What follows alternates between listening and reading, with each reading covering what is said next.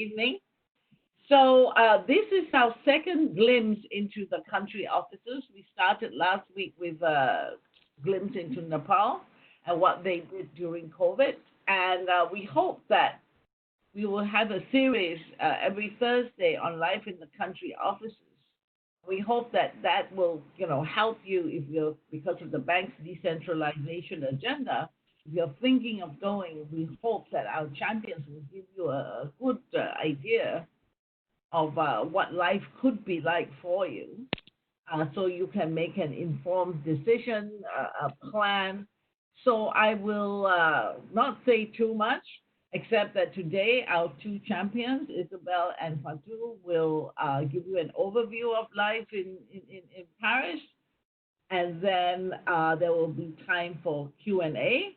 But before we start, I will ask Isabel and Fatou first to introduce themselves before we talk about life in Paris. So, which of you would like to go, Isabel or Fatou?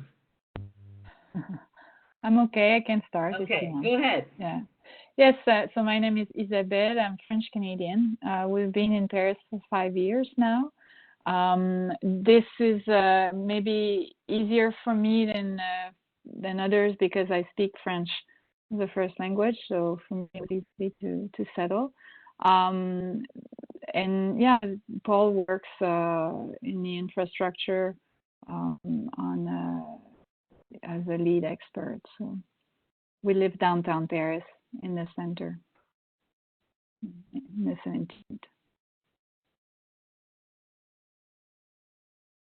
Is there anything else you would like to know?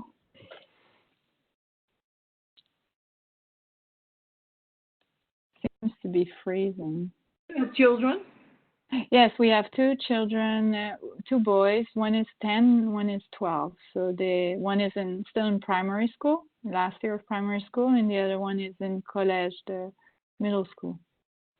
They go very nearby. It's an international school that's called École Internationale Bilingue, very nearby.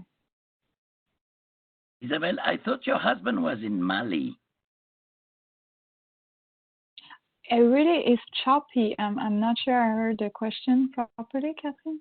I was wondering, Isabel, I thought your husband was based in Mali, which is a family post. That's why you are in Paris. Is that right?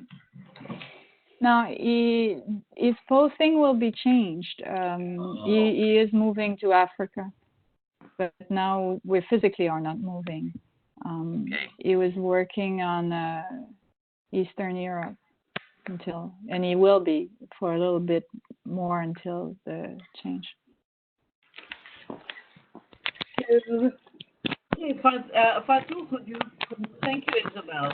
Can you introduce yourself before we look at the first question? Fatou? Yes, can you hear me? Yes, very well, thank you.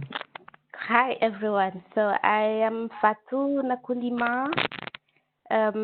We arrived here in Paris 1 year and a half ago.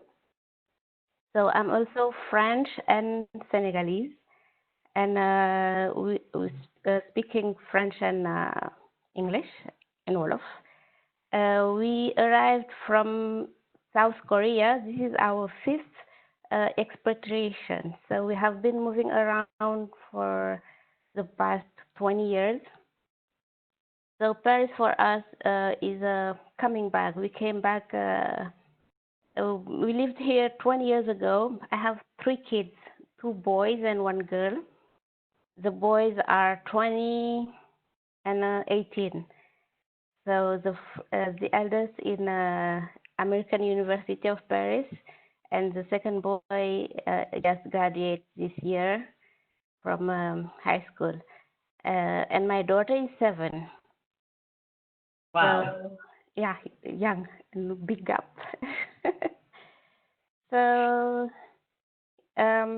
what else? Introduce Where else myself. have you been? You said you've been on 5 postings. Where else have you been besides South Korea? We've been in Ivory Coast for the African Development Bank, and then we moved to Boston for a few years. and from Boston to Senegal for 5 years, and from Senegal to South Korea.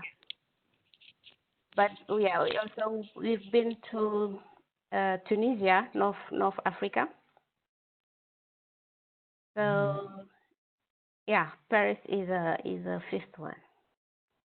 Well done. Well done. Yvonne, if I may, before you start with your tricky questions, I want also to hear from Lisa. Lisa has recently moved to Paris, right, Lisa? Yeah, we moved. How are you, Kat? Good. Nice to see you. Nice to see you. We moved at the end of December. We're living in the western suburbs, so a little bit like the Bethesda of Paris, and a place called Saint-Cloud. Yeah, our kids are at the German school.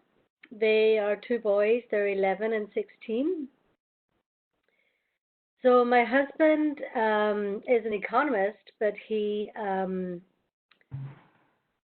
with the World Bank, but not in the office. He's been seconded to the French Treasury. And so he's doing a lot of work on the Central African countries, and now has been moved over and to do some stuff for COVID as well. So yeah, we had a very interesting start in Paris. I just managed to meet Fatou and Isabel, and I think like within 3 weeks, everything shut down. The kids had been to school for 3 or 4 weeks, and then we had a 2-week break in February.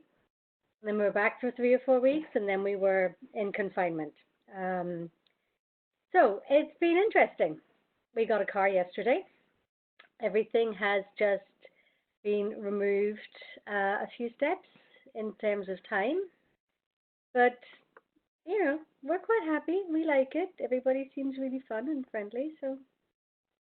And we have been on one previous external assignment with the World Bank. We were down in Buenos Aires for 2.5 years in 2009, 10, 11. You see that, Laurent? There's some people, American people, thinking that French are fun and friendly.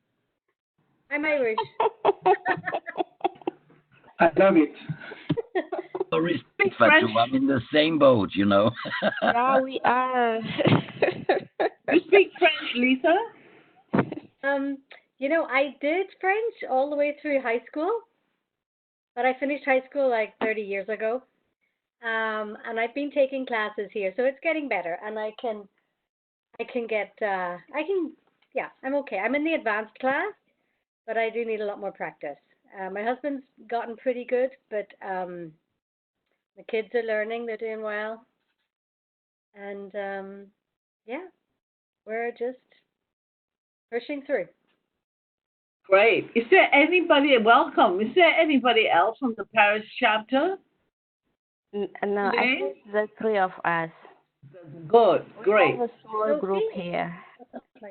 Sophie. Wonderful.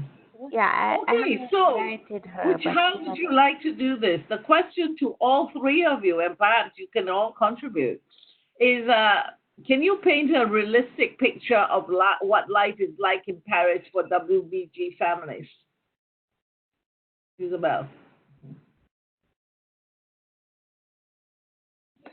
I think there's a lot of factors to take in account. The age of the kids and where you decide to, that will determine what kind of lifestyle you have.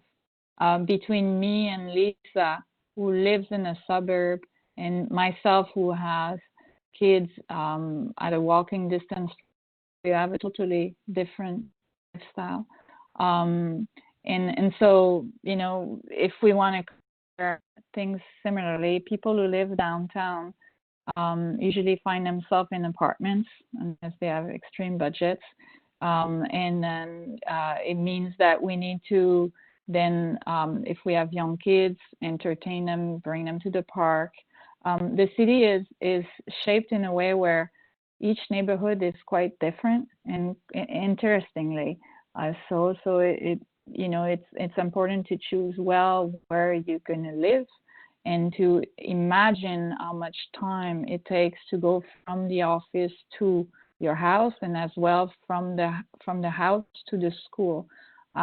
Outside of the bank, I have other expat friends who didn't take that into account, so they are spreading themselves between going to work in one direction, going to school in another one, not understanding that actually living beside the school is quite important to have a quality of life. The other thing also I didn't mention, but we also lived in several places, and for me here, one factor with the kids that I find needed adjustment is the length of the day at school. In a French school, they finish at 4 or 4:30 for small kids. So it means that activities happen later in the day, like at 5:30, and can go on much later. So if you want your kids to be involved in in competitive sport or in other activities, you need to understand that might impact, the time they come home, you have dinner, then homeworks are done. It's very different it was something I found was very different for me. We were arriving from Brazil. All school was ending at 1:30, so we had time to do everything else. Here, we need to be more selective. What else can I say? The French April, so it becomes a bit of a logistic game for everybody to plan holidays, to plan camps, to plan activities. The good thing is after some time we do figure out where are the offers, and we know also that things are booked pretty well in advance, so we start working like the French in reserving and booking our kids for different things. But if we don't do that, the first few holidays or a few breaks, we find ourselves in a situation where sometimes we might not have the choices we would like for activities for kids. But overall, there's a huge number of things, good number of choices for activities for kids. It is art or sports or. Are they keeping the camps, summer camps this year? Or actually, yeah, the government has given a yes officially, but from what I know, because I've been wanting to register my kids to a specific camp, and the organizers are still waiting to hear what exactly are the guidelines for them to run the camps. So they haven't opened all the registrations, but I know some other associations have opened their registrations no matter what. And now here for the COVID, the school we are sending our kids to had foreseen the issue, and a couple of weeks before they started to prepare to give classes on Zoom. So our kids have continued their learning at home, sitting daily 5 to 6 or 7 hours even in front of Zoom. Yeah, it's fine for a few weeks now. I'd say it's enough. They're suffering, but they're now going back to school 1 day a week until the end. They're able to meet their friends in the park. Life is starting to resume to something closer to normal. Not exactly the same as normal, but at least we feel some kind of relief in what's happening now.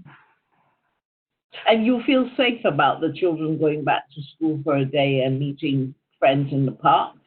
Yeah, I'd say, I don't know. For me, it at first it was very worrisome, but I realized it's my own interpretation, and maybe some other people would not think about this way. But I find that a lot of the cases, there's a huge percentage that happen in old folks' homes. It's a real issue here, and I think it happened in other countries where a lot of people who were affected and the most sick and the most number of cases happened there.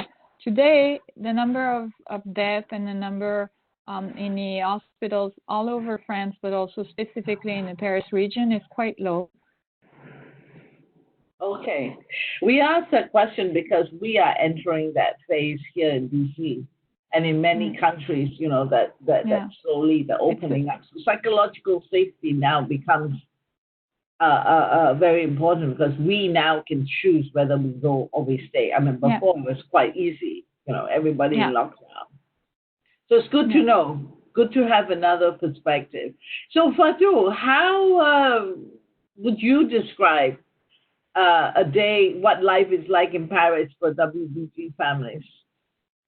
Okay, so for me, coming from Songdo, from South Korea, um, it is still a big challenge because we were in a small community where everything was organized around school, and we had our group on Facebook, and we used to go out. We have a road trip, and so in Paris, I feel lost. It's a big city, so it's a big change for me, and it took me a while to get adjusted, and yeah, it can be quite adjusting. Now it's better because like from school, I have managed to build my community, but yeah, I think it's challenging for someone coming to the bank, an expat, I mean, because we are French, so we don't have the language barrier, and we had friends here to help us. But for someone who just like maybe Lisa will tell us more about this later. It's it's not very easy. So, but it's interesting. Like this morning, I can tell. I went to the market. This is one of my best, my favorite activities.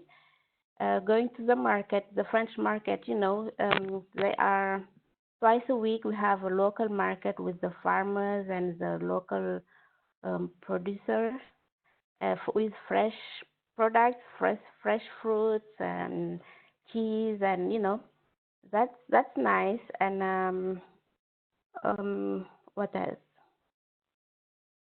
for daily activities? Um, I don't Quick know. question, Fatou. Would you say, based on what you said about your community around school, would you say that for a couple with no kids, it would be even more challenging?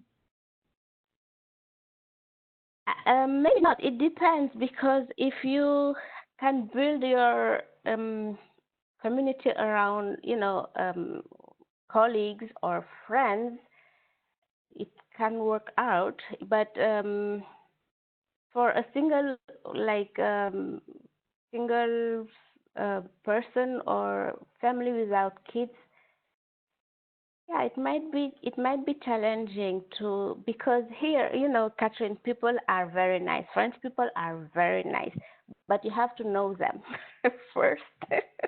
When they don't know you, they might be a little bit, they might seem unfriendly, but they are nice when they once they know you. So the good thing here is it's very busy. You have so much to do, like on the cultural life is very very busy. So for a couple without kids, uh, I mean you can go out. You have theaters. You have you can every day go somewhere, go out, and keep yourself busy. It's romantic. Paris is romantic. You can work outside, and yeah, so that's my dream actually. I'm waiting for all the kids to leave the house and enjoy my life with my husband. So Other museums, Fatu, you have at least 10 years more. Your daughter is 7 years old. I know. other museum open again. But Sorry. are you two living close together, you and Isabel? Are Not you in the We same neighborhood or? No, we're not in the same neighborhood. Isabel. Where are you? I'm in the 17th, so near Yeah. Port Maillot, just the limit with the 16. But if I take a bike, and I was near your house the other day, it takes 20 minutes. Yeah. We don't own a car, actually. That's to help people see how we live. Paul walks to work. The kids go by trottinette or by little scooter or by foot. I work from home, and for a time there was this shared car called the Auto Libre, so we would use that a lot for small things around. And now we use another system, but most I walk, I take the metro or a bike. Paris is not that big. It's actually quite convenient to go around in general. So, Lisa, what do you have to say then? As Fatou alluded, you may have a different view. I mean, it would be very interesting to know what is it like for non-French speakers. Yeah. Am I muted or am I okay? Just good. We can hear you. Oh, you can hear me. Okay. I think, like what Fatou was saying about, or Isabel as well, about the kids and their sports. We arrived in January, and that was difficult because the French seem to, they do the registration for clubs, sports clubs or music lessons in September. And of course, we've come in the middle of all this coronavirus stuff, and it's everything's slightly different. So we contacted our local tennis club a few days ago, and they're like, yeah, you can register the kids in June, so that's fine. And I don't know if that's going to be their summer program, but at least we were still able to do that. And there are some small places. So we're in Saint Cloud, and I know the very next suburb or town to us is Gare, and I know that it's easier there to find places for the kids for soccer or tennis. Um, we we found people very friendly. A neighbor knocked on our door the other day and said, "Hi, I'm Anne. I live down the street, and I heard you're speaking German." And she started telling us that they had lived in Germany and lived somewhere else, and you know, and so we're going to meet up with them. And we found people pretty friendly. School hours are the German school hours. So for the younger ones, it's earlier. For my 10th grader, all over the place. Sometimes he comes home at 1 o'clock. Sometimes he comes home at 5 o'clock. So that's just for us one of those things we just adapt to whatever their schedule is. Like Fatih was saying as well, or I forget, sorry, but we always pick to live school as close as possible, and then there's only one commute, and we just generally make that my husband's commute. Because he's not at the World Bank, he has to go all the way over to the eastern side of the city. So his commute's further than the World Bank. But he's doing it on the train in 40 minutes, and that was fine. Of course, he's much happier that he can telecommute now. And the French government, at least, isn't as well set up as the World Bank is for telecommuting. So that was a bit of a learning curve for them.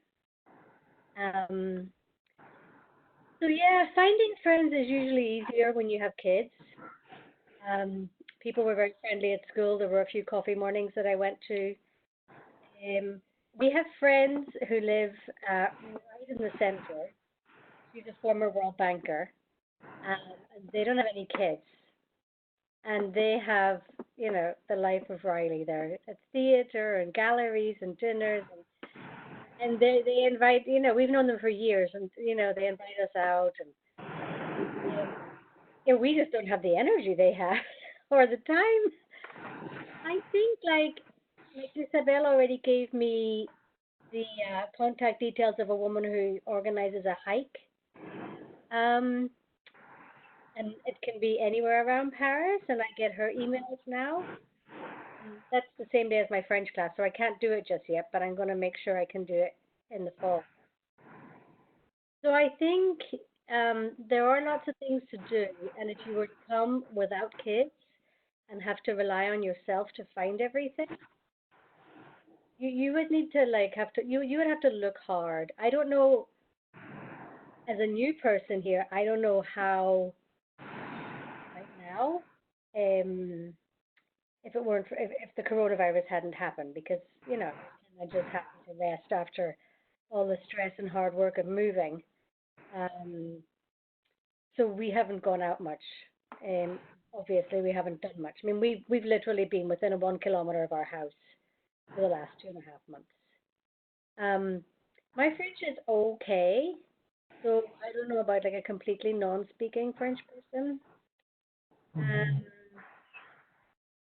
but it's been, people have been very helpful. Like I ask crazy things in the butchers and the bakers, and they're really helpful. So we've so far had a positive experience, but like I say, maybe we've had 2 months, 2.5 months of contact with France in this time. But I know, when we first went to DC, we didn't have any kids, and I found that very difficult, to make friends and find things to do. So I can imagine it would be like that here. But like DC, Paris is full of museums and galleries and talks, and you just have to find those things. So it would be good maybe to have a list of things like that, in case anybody did go without kids and didn't have the opportunity to make friends that way. Cool, thank you. So, what suggestions do you all have to move to the next question about housing them? If I were moving to Paris, what advice would you give me, like the must do's and the don't do's? If I may, I think first you need to be aware that for housing, when you're looking for smaller size non-family apartments, with 1 bedroom, 2 bedroom, the competition is high. That means that when you go with it, you need to have a file ready to leave an envelope with all the information a landlord would like to have, because you'll be in competition with others who actually want to have the place. When you look for larger surfaces, then it's not as much of an issue, And common here is the kitchen is not finished. You get a pipe and you get a sink, and that's it. So you need to invest in getting a new kitchen. So it's normal. It's not for every apartment, but if you start checking for a place where the kitchen is already ready, it might reduce your choices. What else can I say? In August, you won't be able to find anything. The people who are, the owners and the renters and everybody is out of town. So you cannot come in August and find something.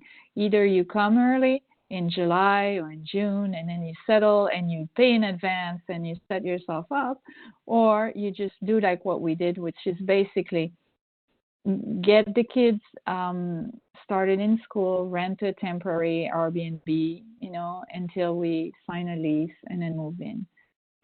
One of the major complication is kind of a crazy thing. You need to have an address in Paris to be able to open a bank account, and you need to have a bank account in France to be able to have an apartment. So it means that if you want to rent an Airbnb, you won't have an official address in Paris. Some people will accept the World Bank office as the address for the address of, the main address, and then to be able to open a bank account. I can't recall exactly what we did, but it took some time. I think we settled the lease with the group here, knowing that we would eventually have an address once the lease was signed. And then that would enable us to have a bank account, and we wired the money from our American account. But it's important for people who are moving here to understand this, because it seems to be completely crazy. One comes with the other comes with the other. So it's like it was a bit of a Then not having an address also, like having only an Airbnb means that you can't open an account for your phone. You need to get cards until you have your apartment and a lease. Then you can justify your housing, and then this allows you to create a contract with the phone company. The other thing that's important to understand with the housing is that local school, if you want to send your kids in a French school and a public school, which are good, you need to have a physical address. Again, an Airbnb is not going to do. You're not going to be able to get your kids in school if you're only renting an Airbnb, unless you take a special arrangement with the owners of the place, but mostly it won't be possible. So you would need to find your place before school starts, and then you would be able to register your kids in a public school. What we did is we decided to put the kids, not just for that reason, but it was helpful to put them in a private school. And then a private school doesn't matter where you live. You can choose to live wherever you want. It's not related to geography. Okay, if I may, Beverly is telling me that we have another person from Paris. Beverly. Yeah, hi. I'd like to introduce my friend Sharon Mitchell. We were together, her husband was with the World Bank with my husband in Tanzania. And so now he's retired and they are settled in Paris. Sharon, do you want to say hi? Hello. Unmute yourself, Sharon, and say hi. Well, anyway, she's under the name of Dawn Mitch. I think I'm unmuted, no? Yes, Maya. Yeah. Are I not unmuted? Hello? We can hear you. Are you getting a picture? Because I see everyone. No? Am I unmuted? We can see you. We can see you and hear you. Okay, you can. Okay. All right. I can see you, Beverly. So anyway, thank you very much, Beverly, for inviting me to this meeting this afternoon in Paris afternoon. As Beverly said, my husband is a retired World Bank, and we moved to Paris from Tanzania after living there for 6 years. We moved to Paris in 2014, so we have been here for some time. As retired, or at least semi-retired, my husband is, it is a different situation for us, obviously, because we are now outside of the World Bank Group. But we have absolutely loved our time in Paris. It is a beautiful city. We have not found it particularly difficult to adapt, but I will say that you do need to find groups to become members of. It is the only way, in my opinion, if you don't have children in school, to really get to meet others. The French are very lovely people, but they have their own, they have their own life, their own, and so it is sometimes difficult to get into those groups. I'm a member of 3 or 4 groups here. They're very, very active, from cooking classes to cultural events to walks to, it runs the gamut, cheese classes, all kinds of educational things. They have, you can go to the theater in the evening with a group if you so choose. They're also, for us as Americans, there's the American Library, which we are members of. So while it takes a while for sure, if anyone is coming that is in our situation or does not have children, I would recommend that as a way to really get to know some other people and also to know Paris better. Many of these people like us have been here for a while. They're very helpful as far as telling you,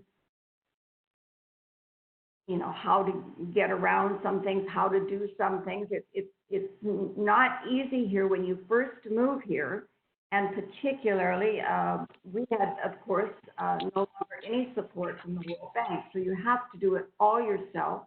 It is challenging. It is a mountain of paperwork. You will kill a forest of trees, to do anything. But once you figure it out, it's okay. And the French have been very kind. I mean, they're very patient, or at least they have been with us. They've been very, very patient. We have taken French. We are not anywhere near fluent in French, but we speak a little French, okay? They have been very patient from day one when we spoke virtually no French. We would go in stores and we would ask things, and you have your phone, you have your Google Translate, and they would be very patient. I mean, much more patient than I really thought they should be. So we've had a very pleasant experience here. Challenging, yes, but once you sort of, learn the system, go with the flow,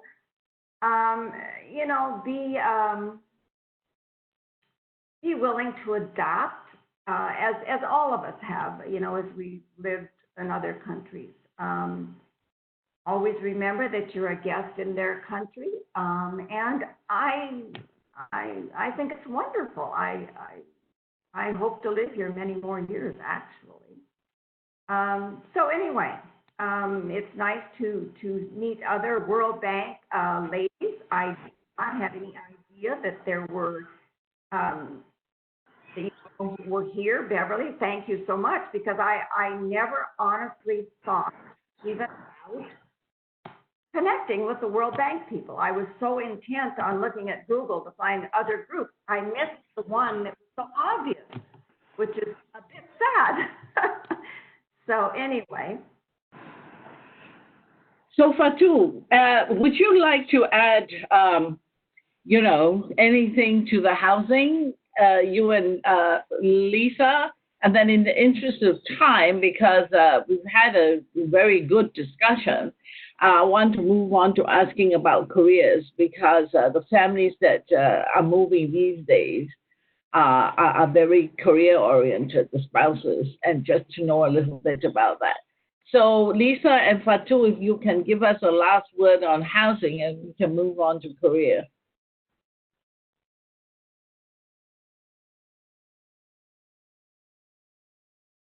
Please unmute, Fatou. We can't hear you. Hello? Yeah, good. Okay.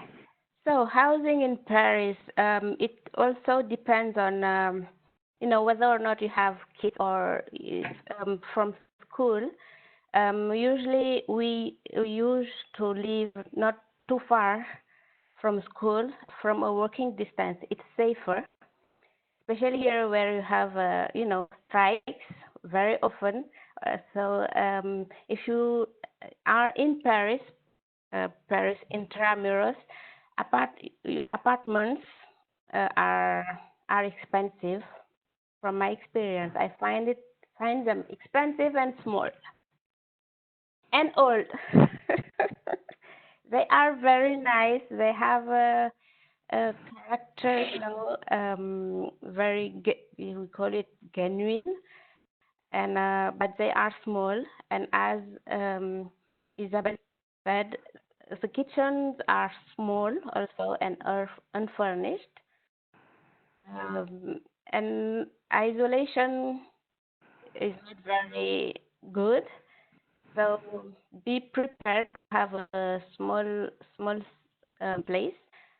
But you have, we call it a park, squares, or small. Catherine, how do you call the park? Yeah, parks, Parks, gardens, okay. public parks. Yeah, you have them around the apartment. So when you have kids, that's very nice. Take them out. Playgrounds. I guess you mean playgrounds. That's many playgrounds. Playground, yes, and also Neighborhood parks, playgrounds, squares, just to sit and enjoy yourself. So yeah, I like my apartment. It's a nice one with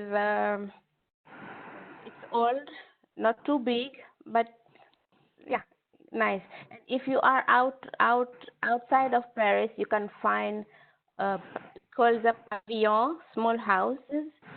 Um, Not too big, but yeah, lovely too. Cool, thank you. How about you, Lisa? You're the newest in the house hunting scene. What's Yeah. changed in the market? So, like Isabel was saying, it's very complicated with having an address, um, and for bank account and for telephones. So, at the World Bank now we have received a relocation specialist that is working with us. We have She set up the appointment to make the bank account, and she did some other paperwork and number finding stuff because it's very, yeah, the French are very bureaucratic. It's quite funny. Everybody says that, and it's just insane to live it. Where you need an address to get this, and you need this to get an address. So it's complicated, and definitely it might be worthwhile putting together a little page on all like the very detailed things you would need.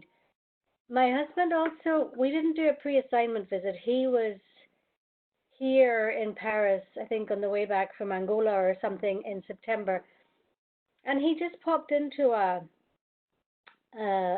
estate agent while he was at the school one day visiting the school, and it was really pure luck. We got this house, um, and it's not easy to find a house. It's not even easy to find a house in the suburbs. Um, and Yeah, I mean, in St. Cloud there are apartments and small homes and bigger homes. St. Cloud has got some very, very big fancy homes. Um, and Something Sophie said that I wanted to pick up on. It's an old house as well. We have a really nice landlord. They just moved to Quebec. Really nice guy. I think it's mostly the uh, the bureaucracy that you need to be taking care of before you come. Um, just to just to be able to get things like addresses and paperwork and things lined up in a way that helps you.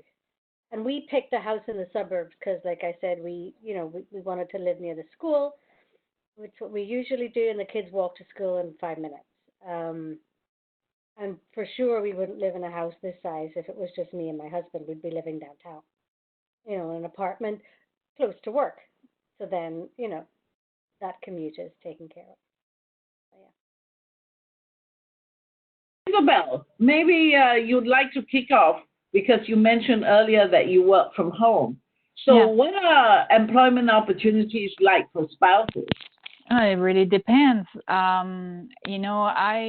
I do stuff in DC, so it doesn't really matter. But from what I understand, it's possible for us to work. But right now I'm in the process of transferring my license as an architect from Quebec to France. So maybe next month I'll be better to give you information about this. I can only tell you that working from home when you are well housed in Paris can be nice because you can always pop out downstairs and there's a cafe or there is like a little restaurant where you can sit and work, or you can take a call or maybe meet someone if you want to. It's like we were in Brazil before where we needed a car for every single thing. And here, everything is, a few minutes walk, maybe even seconds of walk. So that's good. Regarding work, though, it really, I cannot say what is the paperwork or everything, except that there is a lot of paperwork, but I cannot give you more details. I've not Do done you all have this. to get a work permit to work in Paris? No, I'm not working in Paris. I'm basically working from home on stuff that's happening in the U.S. So, okay, remotely. you know, I don't, and I'm like I'm saying, I've started to look into the process of transferring my license from Canada to here, because there are some agreements between Quebec and France, and I want to benefit from that. The licenses, I don't want to lose my architect license, and so it's much cheaper here. But again, it's complicated. There's a lot of paperwork to do, and so I need to figure this one out. I know we're entitled to work, but I've not done any of the démarche. I've not done any of the paperwork yet to do that. Okay. And so to that question then, how do the French view, I mean, any of you three, how do the French view qualifications? I mean, do you have to retrain? Do you have to get recertified? Foreign qualifications, I mean. As an architect, what I know now is because I've been registered long enough in Quebec, I will be able to be considered as an equal here. I'll be able to open a cabinet if I want to, if I want to take the liability and all that. So that's, for me, that's a very positive thing. But that's not for everybody. It's only because we have like special agreements between Quebec and France. Not even the full Canada or anything like that. It's only specific to the province of Quebec. How about Fatou and Lisa? Do you have any thoughts about working? Have you tried to work in Paris? But you're French, so that's different. Unmute. Oh yeah. I'm French and I haven't tried yet. I am like considering in September to start looking for something, and we have you know, I will go to Pôle Emploi, and they will help because it's like a bank for, you know, opportunities. And if I also need like an employment agency, but public. yeah, if I need public. Yeah. But do you have to be French to use that? As Catherine says, a public? Is it for citizens? So if you went as a non-citizen, no, right? Yeah, I think it's permanent resident, yeah. Okay. Okay. Because I also have like I have my master from Senegal, and I have another certificate from Boston. So I think I will need some adjustment to work here. What is your field of expertise, Fatou? Linguistics. Linguistics. So okay. I have my master in linguistics, and I have a certificate in interior designing. So, Isabel, I will. Maybe you should join up and have a business. The architect and the interior designer. We have to talk about that. And we'll make Lisa the housing agent. With pleasure. Yeah. And then we have a chapter business. Sure. So yeah, I think for working permit, it's possible to work here, and if you manage to find the job, you find it by yourself, then your employer will have also to do part of the, you know, paperwork. So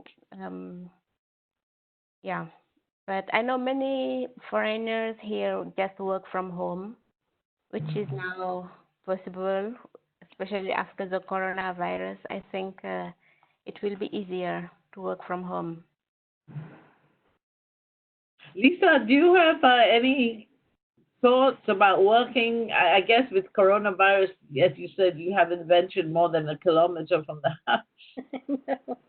Well, I've been working as an editor at the World Bank as a consultant for a good number of years now. So I've always worked at home.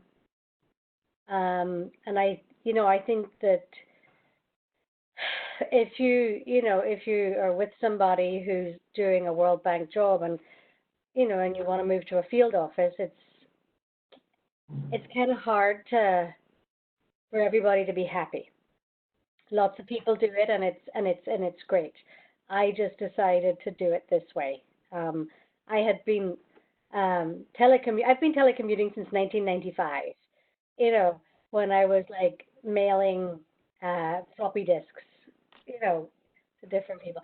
So I've been doing this for a long time, and it suits me. And it's hard to. I found it hard in DC when I first went there. I was only 29, and I found it hard to find a job. And WBFN was pretty helpful, actually. But I think no matter where you go, it's going to be difficult. I can't speak to the legality of it or anything like that because I'm a European Union citizen. So all my stuff is recognized, and it's all the same. And yeah, I just work at home. Lisa, just a question, if I may, Lisa. Because you are a European Union citizen, all your certifications are recognized. That means that it's not where you got the certification, but it's your citizenship. It's my what, sorry? Citizenship. Yes. So you have STC with the bank? Yes. STC editor? Yes. And that's what you've always been in DC, and you've just transferred it with you wherever you've been? Yeah, I mean, I think I started the editing with the World Bank maybe 2011, and I worked for other places as well. And so that just is one of these things that is almost like a bonus, because it means that, if Norbert wants to take a job in a different country in a field office, I don't really have to worry about my employment aspect of it.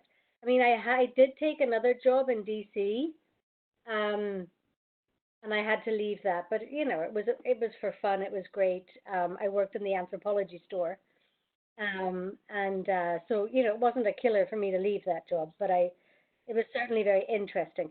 But if I wanted to do something similar here or do anything here, I think it would be just really straightforward for me as an EU citizen. And I also don't know about residency, like this carte de séjour. If I need that as a European citizen, I don't know that. No?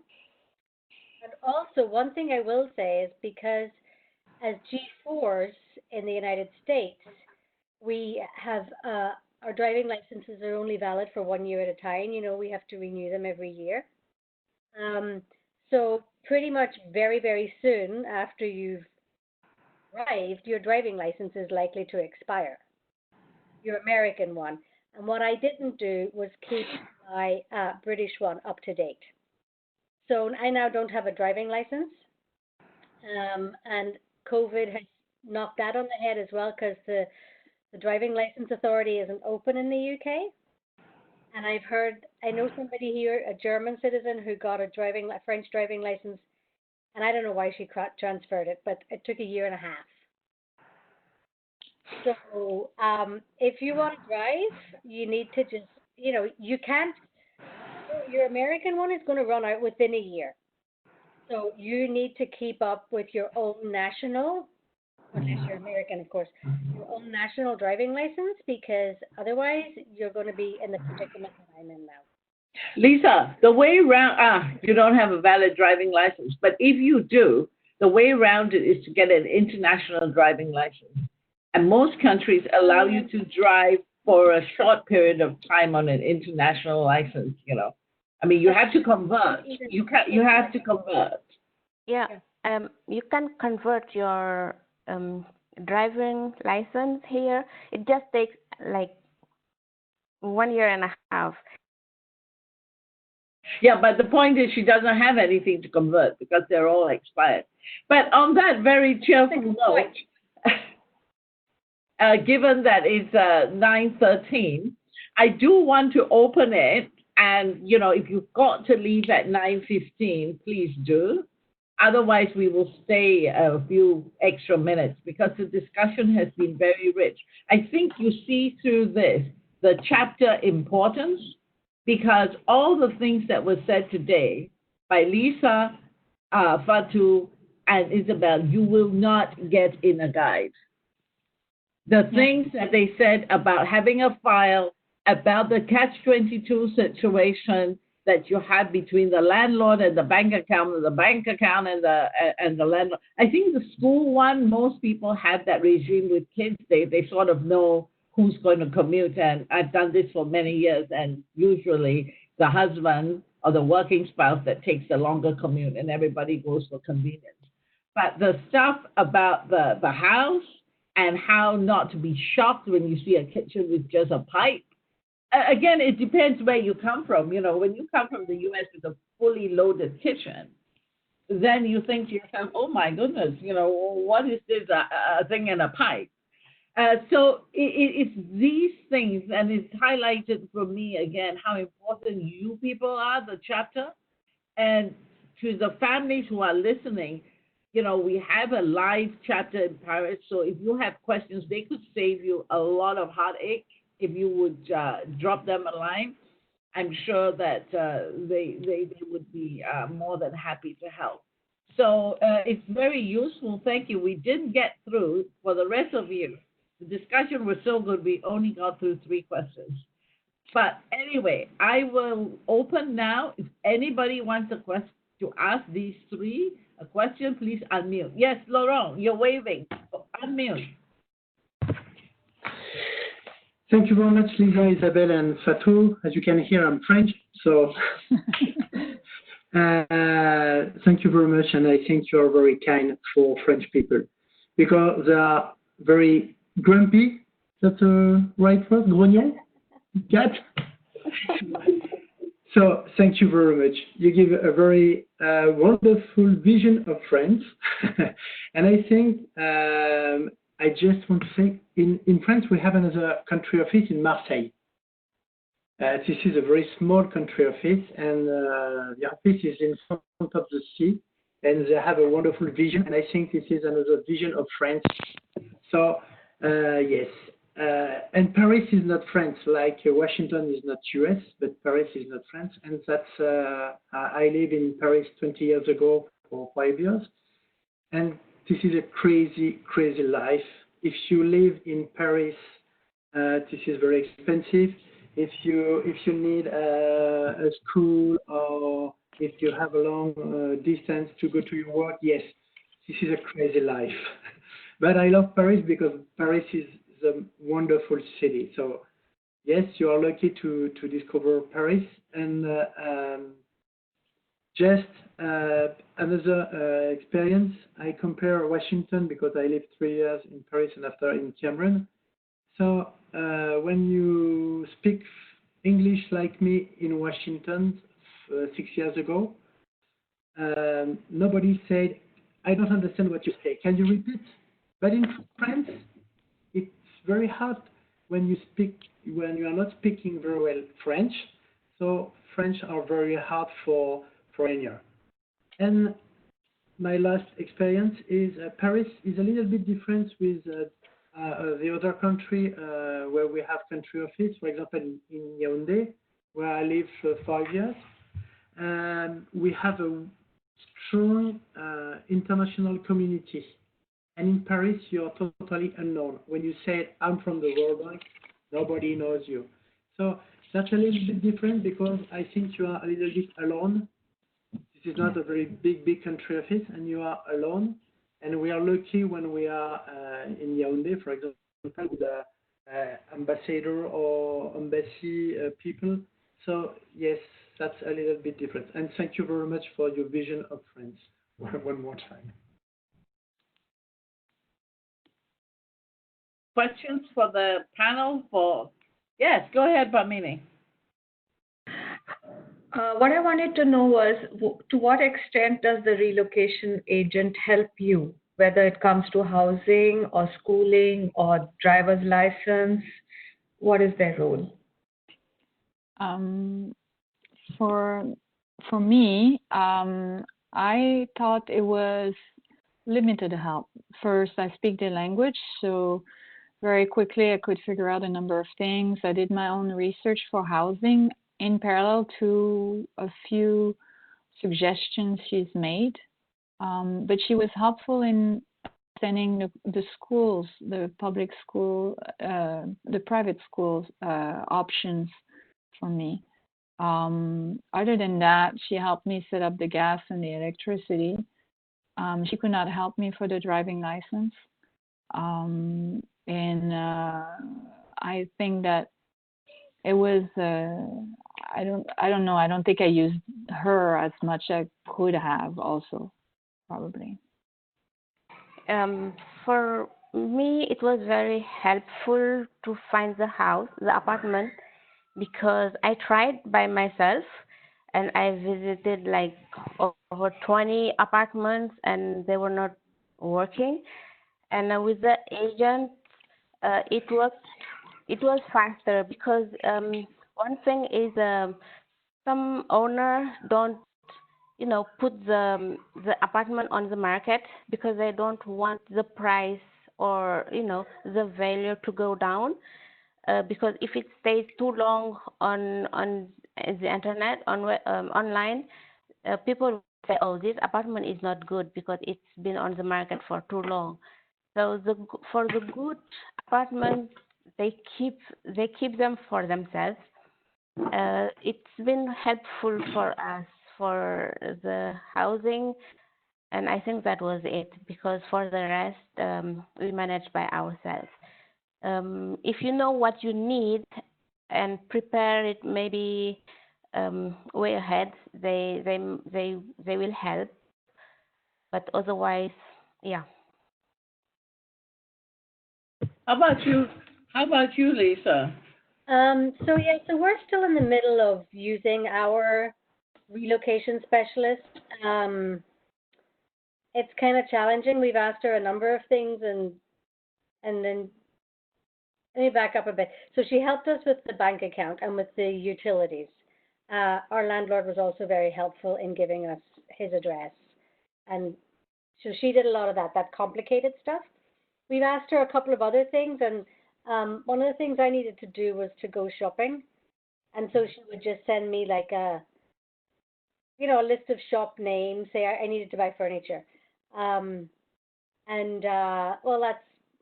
that was helpful, but it's not what I was looking for. And I have no idea here in France how to go shopping, what kind of shops there are, and especially for food. And so I asked her several times, if she would take me like food shopping, because the French have an amazing array of foods, stuff I've never seen before. And so I know what I like to eat, but there's other stuff there and I have no idea what it is, and maybe I would like that too, but I don't know how to ask for it. I don't know what it is. I don't know if I buy a kilo of it or 10 grams of it. It's so yesterday I spoke to her on the phone. I don't think I want snails, but like that, yeah. So I spoke to her on the phone yesterday, and honestly, I really had to convince her to meet me and please just show me how to buy meat, right? And it's not that she was refusing to help me. I think it was that she thought it was too basic, and if she's being paid to do something, it needs to be something more elevated and more complicated, more bureaucratic.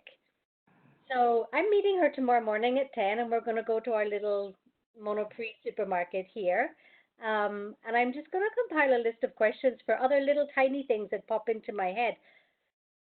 Because for me, I find that the absolute basics are sometimes very, very difficult in a new country. And, and these relocation people, they do understand that to a certain level.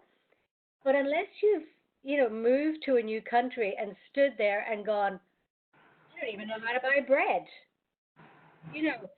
then, it's kind of difficult. When we were in Argentina, Pedro's wife, Alex, took me and showed me, like, where to buy, school supplies for the kids, where to buy food, like I had no idea what this particular shop was, but it turns out they were this amazing takeaway of like home cooked meals.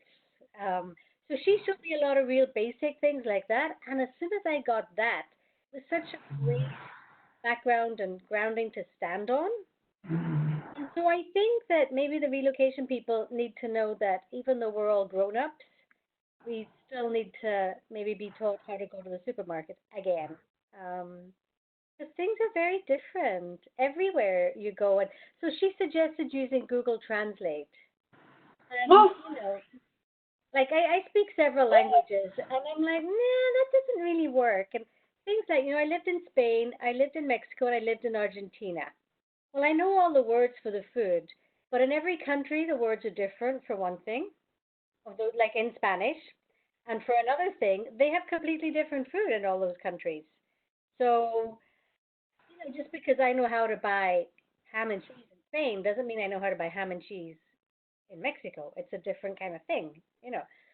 So I think they need to understand that we need basic stuff. We're like, I personally need basic stuff. And I need to go through, they gave us a folder, and I need to go through all the things that they've written in there that they deal with or that they generally help with, just to remind myself and refresh my mind and stuff. But there were other things where she said, no, I can't help you, or like a situation like the shopping where she thinks that she would be wasting my time and she would be wasting the money that she's getting paid. Like, it's not high enough. oh dear. So, but I mean, and I understand that from her point of view. She probably thinks, well, I'm getting paid for this. It's not fair just to go shopping, like I shouldn't need to get paid for and she said herself, oh, it's so basic. No, I need to help you with something more complicated. I'm sorry. That sounds like somebody who's not been trained properly. Because if you understand relocation, the basics is to listen to your client and get to the heart of what they need. But anyway. Yeah, I mean, she has been helpful for a lot of things, but yeah, again, I need to read through the list to see what she's supposed to do, because maybe I'm asking her to do things that are not within her remit. I don't know. Okay. So thank you. In the interest of time, if there's any more questions, what do you suggest, Kat, we do? If people have questions about moving to Paris, contact you, right? And then you will put them in contact with the chapter. So we thank you very much, and I will ask Pamini, our president, to wrap up today's session. Thank you for indulging us for another 9 minutes, but Pamini.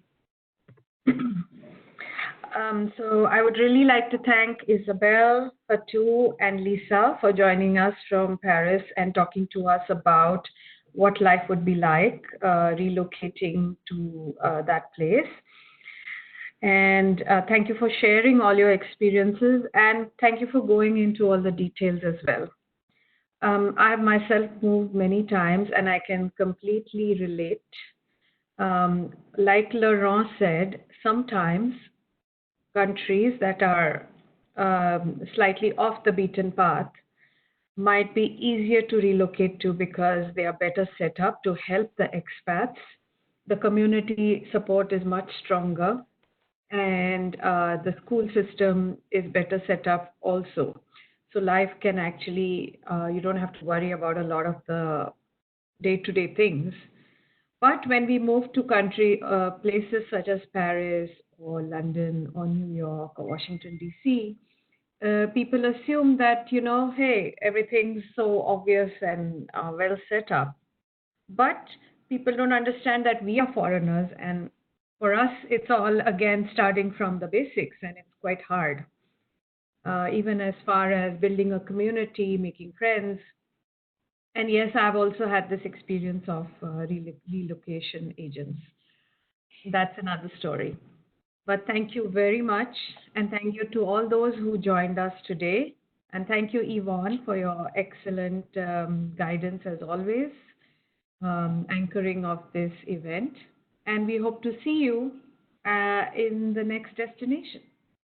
Thank you. Destination Mozambique, right? Mozambique. So we will be traveling and looking at the different country offices to help you make an informed choice. I think one thing that's come to me today is we need to help our spouses understand how to get the most out of the relocation specialist or support that is being offered, because it's there for you to use to make your life easier.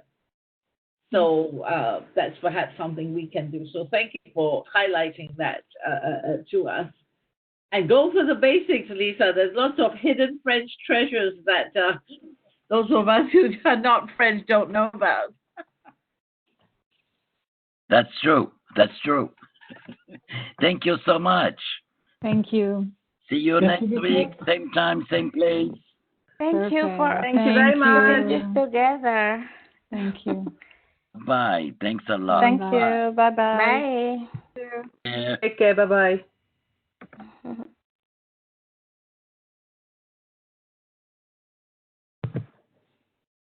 That's